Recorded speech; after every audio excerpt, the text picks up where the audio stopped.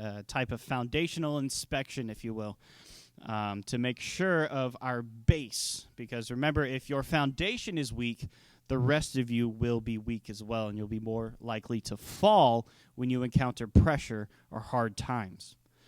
And the things we've so far covered, we talked about the foundational truth of love. We talked about God being love. That came across on a Valentine's Day, so it was rather appropriate. And then before that, we talked about having a strong foundation itself. Today, we're going to really get into probably the most fundamental question that a Christian and really any person faces, is the question of whether God actually exists. For us, this may seem like a silly question. We're here, we're like, well, if I'm here, so obviously I think God exists. And I hope that's the case. Hebrews 11:6 tells us that anyone who seeks to come to God must believe that he is, that he exists.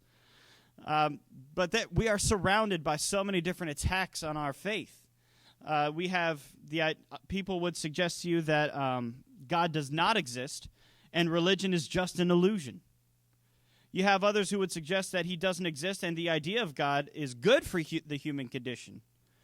In other words, God is simply a coping mechanism. Some would tell you that God is a creation of the human mind and that the morals we espouse are simply evolutionary developments for the general benefit of mankind. These are heavy pressures. These are big questions, big arguments. And they come at us from every side, and we have to be confident not only of who we believe in, but why we believe in him. That is probably one of the most simple questions, but it's so hard to answer unless you are sure, unless you have thought about it before. Why do you believe in God? You ask just about any Christian that, and it will take them a minute before they can give you an answer. Unless you've thought about it beforehand, unless you have come to a specific and definite conclusion within yourself, you're not going to have a satisfactory answer. And your own experience may be enough for your salvation, but I'm going to tell you, nobody can be saved based on your experience. Each person must have an individual experience, an encounter with God on their level. Because that's how God works. God works on an individual basis, not on a blanket whole everyone else group. God looks at each person, finds out where they are, and deals with them according to how they need. Your experience may open someone's eyes to God, but it will never get them saved, and it will not keep them saved.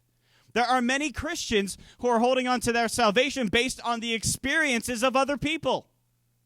There are whole churches founded based on the experiences of a different teacher, not based on their own experience with God. Your experience with God, your individual encounter with God is what will make you convinced of him. So you need to search yourself, if you've never done that, to examine yourself and find out, why do I believe in God? It's obviously necessary for a Christian to believe in God. Once again, back in Hebrews 6, if you want to come to God, you have to believe that he is. It would be silly to come to God without believing that he exists, but I think we face this subtle danger in our culture of degrading Christianity to a moral guideline. Christianity has been lowered to just a set of morality. Just a way to live. It's been turned into a self-help program. Just a way to better yourself and to better interact with the people around you. And guess who's done it? The church has done it. The church has done it. If you want to wonder why there are the issues in our country that we have, the moral degradation, you have to look no further than the church. Because it is the church that is called to be salt and light, not the world. Any fault, any moral problem that pervades our country, Our society has begun because of the hypocrisy and foundational weakness of God's people. There are plenty of Christians who would say that the idea of God is what keeps them in. They preach an idea, a form of godliness without the power. And those Christians are not Christians. They deceive themselves and they deceive others. We move and we drift away from a real and personal God and towards a more comfortable, abstract, impersonal something which controls our fates and makes us feel nice about ourselves. You hear this idea a lot of the universe and the universe's plan. You know, that's a really comfortable thing to say, the universe. Why? Because it's some distant, faraway thing. So when everything's going well and everything's nice, you can look up and say, oh, the universe has destined this fate to happen. You know, it's all fanciful. But when the hard times come and you have to make a real decision, you can forget about the universe because it's just kind of an idea. It's a God without the strings attached. But we have to believe and be sure of a real and personal God who is alive and not distant but present with us. How can we be really confident? How can we be assured of such a thing as God's existence? We're actually told in the Bible that nobody has ever seen God. So that puts the scientific explanation right out of the window. We have a lot of Christians who want to find a scientific explanation for God. And don't get me wrong, Christian scientists are so necessary. They are so important because they are able to see nature through the lens of what it actually is. But I'm telling you, you will not find a scientific explanation for the existence of God. Why? Because God is not perceived by natural means. Science, by its own definition, is not qualified to disprove or prove the existence of God. The definition of science is thus: knowledge about or the study of the natural world based on facts learned through experiments and observation. That is the scientific definition. None of that can be applied to God. You cannot see and you cannot experiment on or with God. Thus, science is disqualified from the question. You can use science and come to a probable idea of a creator, or with the exact same evidence, come to an idea of a world without one. That's the thing about evidence. It all depends on the way you interpret it. So we need to stop looking to science to answer the question. Science is so useful for our society. Science reveals things that were once mysteries to us. There are so many things that people thought was supernatural, and science was like, here, this is why it happens. And we're like, oh, that's different. And that's why Christianity has sometimes been called a faith of the gaps. You know, we just believe in the things that can't be explained by science until it's explained by science, and then we just believe in the other things that can't be explained by science.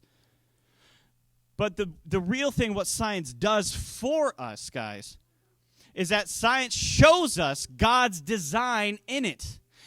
It shows us how God designed something to work.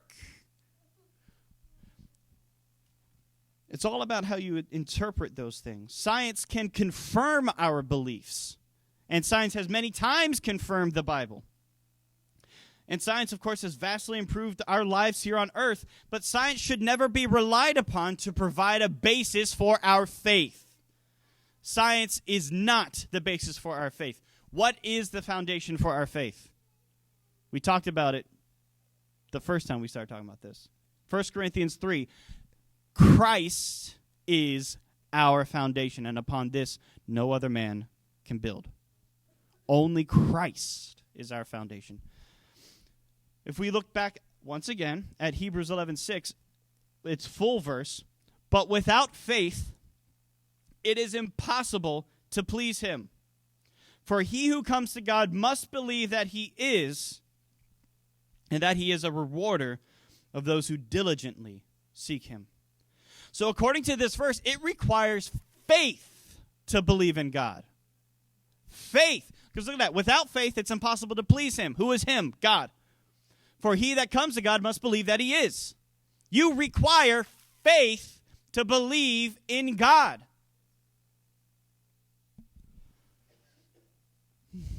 That's not an easy thing. In fact, the paradox of Christianity is that you're not often fully aware of God's existence until you've made the decision to believe in him. But that is the essence of faith, isn't it? To believe God above what things see. I'll be honest with you, there have been times when I've doubted. There have been plenty of times when I've doubted. But that's the key about faith. It believes despite what you see or what you don't see. Faith is the evidence of things hoped for, the substance of, is it substance or evidence? I always get those flipped. Substance of things hoped for, the evidence of the things we don't see. You think when you first got saved that you were fully convinced of God's existence? I doubt it. I doubt it. But you believed. And as Pastor talked about, the cycle of faith. And you put it into action. And eventually, you were able to rest in that faith because you had become convinced. That's our faith. It requires faith to believe in God. How could I say that one must believe in God before being fully convinced of his existence? Well, simply because your spirit has to be made alive before the things of God can be revealed to you. Remember that famous phrase that I really, really like. God did not come to make bad people good. He made dead people live. It's a big difference. You were dead before Christ came into your life. Your spirit was dead. And when Christ came into you, he made your spirit live. And with that life, you were able then to receive the things of God, the truths of God. 1 Corinthians 2, verse 10, if you would flip there super quick. We got a lot of stuff to roll through. Not a lot of time to do it. I love this passage of Scripture. We've gone through it before. 1 Corinthians 2, starting at verse 10. But God has revealed them to us through his Spirit. For the Spirit searches all things, yes, the deep things of God. For what man knows the things of a man, except the spirit of the man which is in him? Except no one knows the things of God, except the Spirit of God. No one knows the things of God except the Spirit of God. Likewise, no one knows you better than you, right? Your own spirit knows you more than anyone else. Just like God's own spirit knows God more than anyone else. Does that make sense? Verse 12, now we have received not the spirit of the world, but the Spirit who is from God, that we might know the things that have been freely given to us by God. What spirit have we received? God's Spirit. Who knows the things of God? The Spirit of God. What Spirit have we received? The Spirit of God. Verse 13. These things we also speak, not in words which man's wisdom teaches, but which the Holy Spirit teaches, comparing spiritual things with spiritual. But the natural man does not receive the things of the Spirit of God, for they are foolishness to him.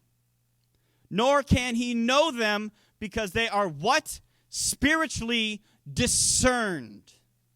The things of God are spiritually discerned. So how can anyone be convinced of God's existence without believing in him?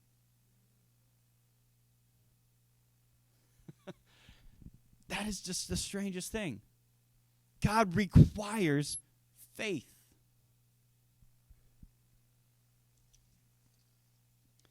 Now, you can't attempt to know these spiritual things through a natural lens. So we have a lot of people naturally trying to find out if God exists or not, and they're getting disappointed. Or, if they're already open to it, they're finding evidence of God, and they're steering closer to him. But it's only when your spirit's made alive that your full confidence can be placed in God's existence. Now, none of this is a proof of God. None of what we have just talked about proves God's existence. These are just facts and important things to understand. Actually, proving God exists is not an easy task, because the proof of his existence, like we said earlier, has to come on an individual basis.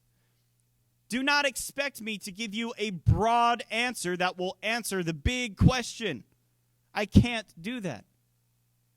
Why? Because God doesn't do that. God brings it in to what will reach us.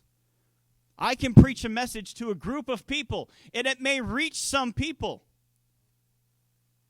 because some people will receive it because they need it, because they are open to it, or whatever their situation may be. But it's not until I can get down with each individual person face to face that I'll find out where they need, what they need, and how. That's what God knows way more than anyone else. And so for people to be convinced by him, it reaches them where they are. I've often thought it would be so much easier if God just showed himself to all of us, then everyone would believe. Am I the only one who thought that? God, why don't you just poke your face out of the clouds and say, ta-da! I'm here. That would be so much easier, right? But what would inevitably happen? What would happen? God wants us to come to him, not through coercion, not through even signs and wonders. He wants us to come to him through relationship. What would inevitably happen if we saw God and knew what he looked like is that humankind would instantly build monuments and memorials and statues and images and paint beautiful paintings and compete to who could portray God's likeness the best. And we would end up worshiping an image of God and forgetting God himself. God requires faith. Faith to believe in God. And so the question comes down to, why do you believe in God? I believe that God is because there is no other worldview which adequately addresses the questions of humanity. Only the Judeo-Christian worldview provides the answers. Atheists like to fire difficult questions, and they are difficult. They are difficult, and they are real, and they are important questions that they bring to us. But we have to remember, and they have to remember, that if they expect our worldview to give an answer, their worldview must also provide an answer. And so sometimes the best way to understand a thing is to look at the opposite of it. Does that make sense? So what we're going to do, we're going to look at some of the ways that atheism fails to provide an adequate answer. And this is where the real meat of this is going to happen. I'm going to hopefully wrap up in about 20 minutes. I'm not promising that. I said I'm hoping. So the first area where atheism really fails to give an adequate answer is the lack of an adequate explanation for life. for life. When you're discussing the existence of God, there are a lot of things you have to address, and one of them is life itself and what it means. What's the most popular explanation for life on Earth other than creationism? Evolution, right? We all know it. We have all heard it. If you went to school, you know it. The theory of evolution was given to us by Charles Darwin. Darwin determined through the observation of nature that certain adaptation occurs to change a species into a form that would better equip it to survive in its environment. This, guess what, is correct. This is a sound and correct observation. Every animal, humans included, adapt to their particular environment. God made them that way. But what happened was that Darwin took this observation and extrapolated it to fit and to apply it to the beginning of life. He surmised that in the beginning there was a primordial goo in which a single-cell organism dwelt. That organism gradually, over millions of years, mutated and adapted until it turned into something else, which in turn turned into something else, and so on until we reach apes and then ourselves. Now, this, of course, is a really, really dumbed-down version of the theory. There's a lot that goes into it. It sounds really, really smart, and it is really smart, honestly. But there's a lot of holes there, and we're not even going to spend time pointing out the holes of the theory. And that's just a reminder. It is called the theory of evolution, but everyone treats it as the law of evolution, and it hasn't ever got to that stage in the scientific method. It's only ever been a theory. Anyway, the real point of our question isn't to try to debunk evolution. I'm not going to try to do that. I'm not a scientist. I can understand things. I see a lot of holes in the theory. But guys, guess what? To disprove one theory does not prove your own. And so we can spend all this time disproving that, but we'll waste a lot of time because we'll never provide any proof for our own belief. What we really want to examine right here is the implications of human existence under these conditions. Let's examine what humankind is if evolution was true. Humankind, if melted down to chemicals and chance, suffers a removal of meaning. To be the product of time plus matter plus chance is to be void of any value. Great evil occurs when the devaluation of life occurs. When you see a life as nothing more than this physical existence, you will lose what it actually is to be human.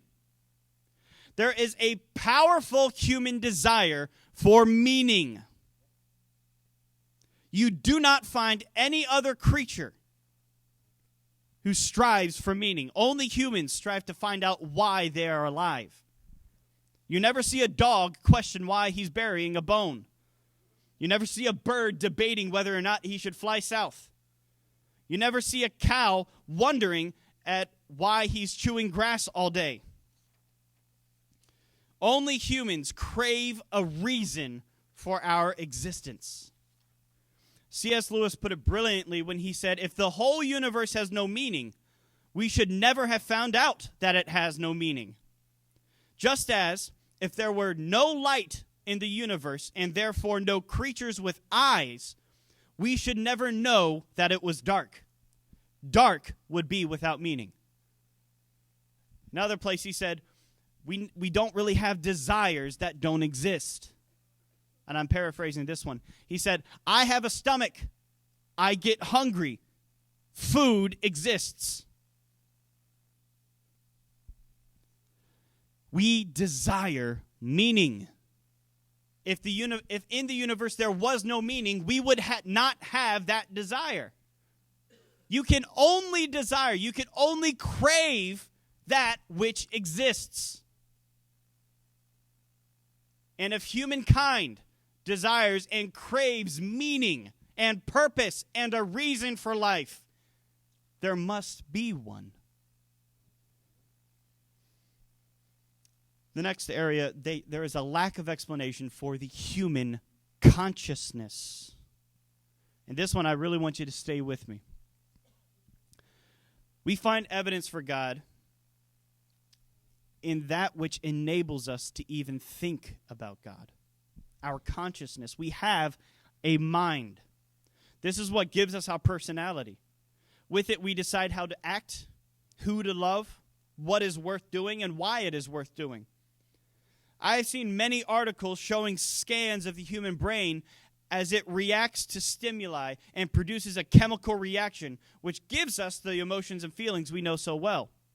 And so people will see this and they'll say, well, there you go. That is love. Love is a chemical reaction. And guys, when you get that feeling of love, when you feel love, it is a chemical reaction in your brain. To deny it would be ridiculous because the evidence is there. The problem is what they believe starts it. You cannot have a result without a cause. There are a few problems here. People assume that your brain automatically generates this chemical reaction to a visual stimulant. I disagree highly. Why? Because two people can look at the same person and only one of them feel that same feeling. If it was just the visual stimulant, wouldn't the brain kind of just, on everyone who saw that same stimuli, react? Well, no, the brain's unique. Okay, it's unique. Why is it unique? It's an organ. What makes a person unique is their consciousness. Your brain does not generate the chemical reaction to love until your consciousness decides that it is in love or that it feels attraction. There's this thing outside of your brain. We see it when people are brain dead and yet they are fully aware of what's around them. You cannot get the result without the cause. I lost my place. I'll get back to you. Furthermore, to suggest that this reaction is love is to reduce love to attraction and affection. While these feelings often accompany love, they are not love itself. The human consciousness is what determines whether the brain generates those feelings, and science cannot explain the existence of the human consciousness. Have you ever thought about how you think, why you think, how you are able to even think about what's supposed to make you think? Maybe this is too deep. Maybe these waters are too deep. We'll move on a little bit. Suffice it to say that your brain is not where your memories, where you are held. You have a soul. You are conscious of yourself. And that science cannot explain. You can put an entire body together of all the correct parts in all the right places, and you will never get a human being. Because a human is not the body. And science cannot explain that. 3, there's no explanation for the problem of human suffering. Atheism has no explanation for the problem of human suffering. The problem of suffering is one which challenges every worldview, especially Christianity. Especially Christianity. Any Christian who would say that the problem of human suffering is a simple one is a fool. It is hard. It is complicated. Why? Because people are complicated. People are not simple. If you get a simple solution to something as complicated as human suffering, it's probably wrong.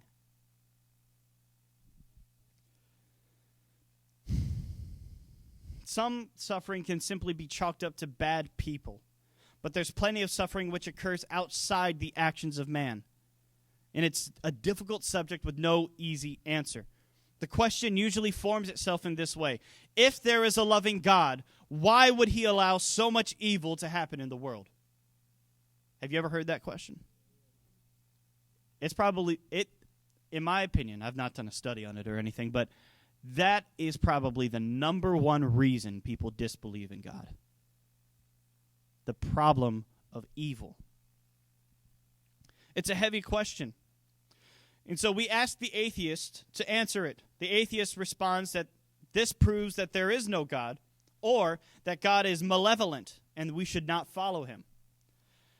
There's a famous new atheist, as they call themselves, Richard Dawkins, and he says, and these are direct quotes, DNA, because Richard Dawkins claims that we are nothing but the product and the makeup of our DNA, right? DNA neither cares nor knows. DNA just is, and we dance to its music. And so you have people like ISIS who are dancing to their DNA, and their dance just so happens to murder and to behead children. But they're just dancing to their DNA. And another quote, he says, nature is not cruel, only pitiless, indifferent. This is one of the hardest lessons for humans to learn. We cannot admit that things might be neither good nor evil, neither cruel nor kind, but simply callous, indifferent to all suffering, lacking all purpose. That is the atheist's answer for suffering. The atheist doesn't answer it, he dismisses it. The problem, you can dismiss suffering, you can dismiss good and evil, but what you're left with are people who are still suffering. It doesn't remove the problem. There are still people suffering and people hurting after you dismiss the problem. And they're still looking for an answer. Atheism has no answer. Christ came to earth not just to save our souls, but he came and became a part in our suffering. And more than that, he came to bring relief to our suffering. Christ came to heal the sick, to free the possessed, to bring peace to the tormented mind. I cannot give you an eloquent answer for why bad things happen to people, because each person is different and is dealing with different things in different situations. There is no blanket answer because God reaches us on that individual level. Each person needs specific help to their specific need, and that is what Christ entrusted his church to do. The only blanket answer for the world is Christ himself. I can try to give you 100 reasons for why bad things happen to people. And we'll be here all day. But the point is that even though bad things happen to people, God still is there. And it is a scientific fact that people who have a belief in God have a much easier time dealing with hard situations and recover more quickly, are more psychologically healthy. Some people see that and they say, well, there you go. Belief in God is just a psychological matter. No, belief in God improves the person because it is the truth. To say that because it benefits a person psychologically means that it's only psychological would be like saying medicine only benefits somebody because it's psychological. No, medicine works. That's why people get better. God works. That's why people are better. And lastly, we'll hit one more. And we saw a little bit of this in this past one. There is no basis without a belief in God for morality, and there is a denial of moral absolutes. Look back at what Dawkins said about there being no such thing as good and evil. He said that last page. Let's look at that quote one more time if I can find it. Real quick. There it is. nature is not cruel, it's only pitilessly indifferent. This is one of the hardest lessons for humans to learn. We cannot admit that things might be neither good nor evil. If there is no such thing as good and evil, this is probably the weakest link in an atheist chain. The logical extension of an atheistic belief is the removal of moral absolutes. There can be no such thing as an essential good and essential evil, because that does follow a logical chain of reasoning, which brings us to a conclusion of God. But I guarantee you that if you stole something from Richard Dawkins, he would be upset. And if you responded that, hey, there's no good or evil, so why are you mad at me? He would still be mad. There are a lot of people who like to say there's no real such thing as good and evil. There is only how you feel about a thing and how I feel about a thing. But the moment you do that person an injustice, they're going to get really mad at you. So apparently they actually do believe in a right or wrong when it comes to a practical matter. Every argument, and this is something you really need to understand. Every quarrel, every argument that two people have assumes a moral law, a common understanding. It would be pointless for me to argue with somebody if we had a completely different view of the matter, right? What I mean by this, say I was in a bus and I stood up for a second, and right when I stood up, somebody took my seat. Rude. Turn around and I argue with the person. Why am I arguing with the person? Because I'm assuming that they know what they did was wrong. And they're assuming that they're in the right. But we're both adhering to the same moral standard that we're trying to uphold each other to. That's the basis of every argument. If you argue with anyone, you're assuming a moral standard. And if there is a moral standard, there must be somebody who gave that moral standard.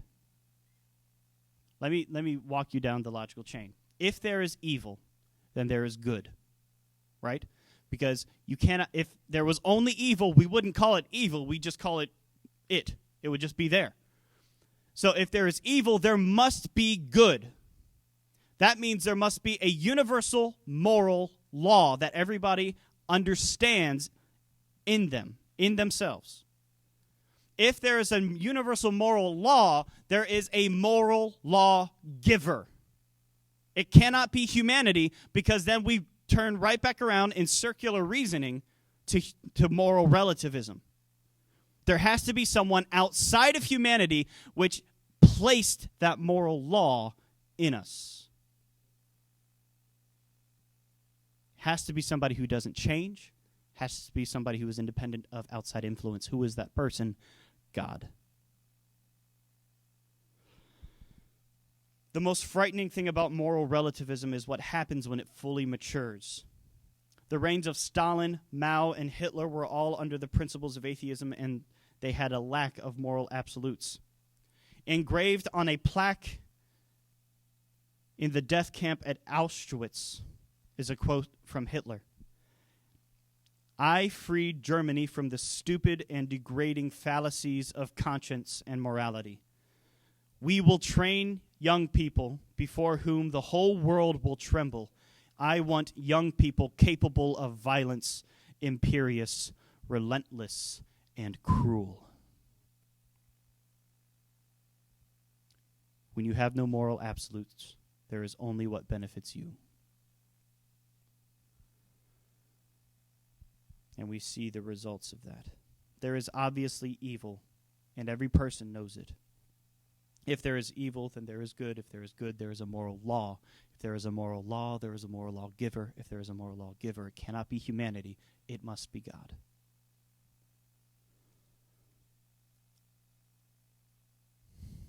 This is kind of a side point. There's a popular argument that some people try to explain human morality.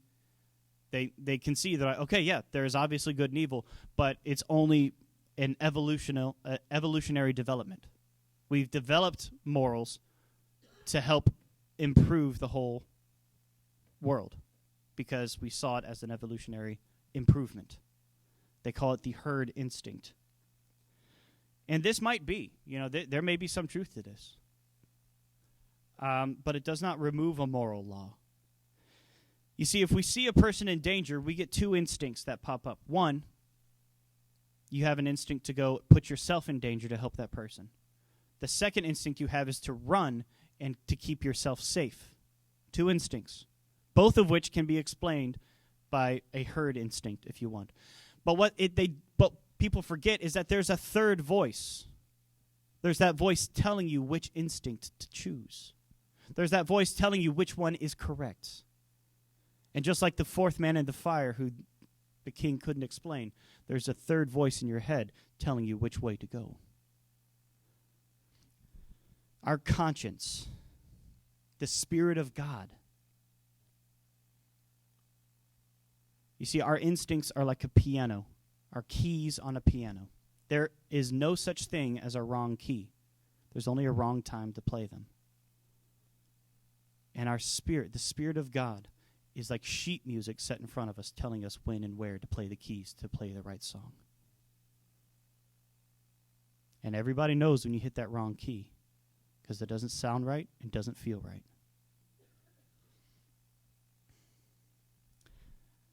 This may not have done a lot to prove God. I don't know. I can't claim to have proof of God's existence that I can show you. I can only show you that there is no other way that makes any sense. God is real.